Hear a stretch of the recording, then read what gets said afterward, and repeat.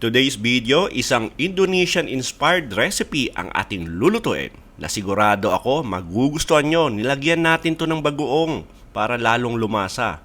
Magluluto tayo ng mie goreng. Magpainit lang ng konting mantika sa ating kawali, tapos igisa muna natin yung ating sibuyas. At medyo marami yung sibuyas na ginamit ko rito.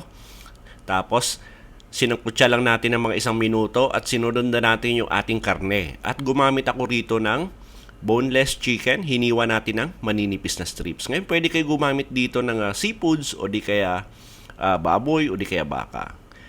Lagay tayo ng lemongrass, lemon leaves, dahon ng kalamansi lang yan ha. Tapos yung tanglad. Sangkutsa lang natin ng mga 30 seconds. At medium heat lang yung gagamitin natin. Tapos lagay na natin yung ating isang kutsarang bagoong. At saka maglagay tayo rito ng chili garlic paste. Ngayon kung wala naman kayong chili garlic paste, tadtad kayo ng pinong-pino na bawang at saka sili. Yun na yun. Tuloy lang natin yung paggigisa ng ating karne. Hiniwa natin ng maninipis para mas mabilis siya lumambot. Ang ganda na ng kulay, di ba?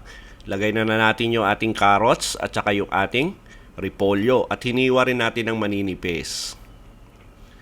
Tuloy-tuloy lang natin yung paggisa, tutos natin. At maganda yan pag napiplip nyo yung kawali nyo para balance talaga yung pagkakaluto. Tapos, gagamit lang tayo rito ng egg noodles. Ngayon, pwede kayo bumili sa palengke ng yung nabibiling dry noodles. Pakuluan nyo lang ng mga 2 minuto, pwede yon. Lagay tayo ng sweet soy sauce. Tawag dito ay kikap manis. Tapos lagay tayo ng konting suka. And by the way, para sa kompleto at tamang timbang ng ating mga ingredients, sinulat ko po sa description box. Tuloy-tuloy lang natin yung paghahalo. Toss lang natin para balance yung lasa. Lagay tayo ng asin. Tapos halo. Pwede rin kayo maglagay pa rito ng paminta kung gusto nyo.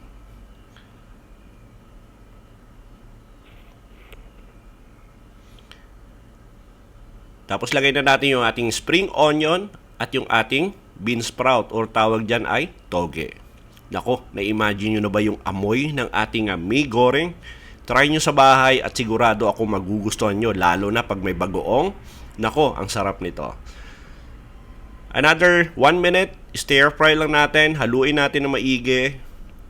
Tapos pwede na natin ilipat at i-enjoy yung ating mie goreng. Isang Indonesian inspired recipe. At sigurado po ako nagustuhan nyo yung recipe natin sa araw na to. Please like and share this video. At kung bago kayo sa ating kusina, please don't forget to subscribe at pindutin yung notification bell para updated kayo sa mga susunod pa nating masasarap na recipe. Salamat sa panonood at ito ang Kusina ni Dan Levi.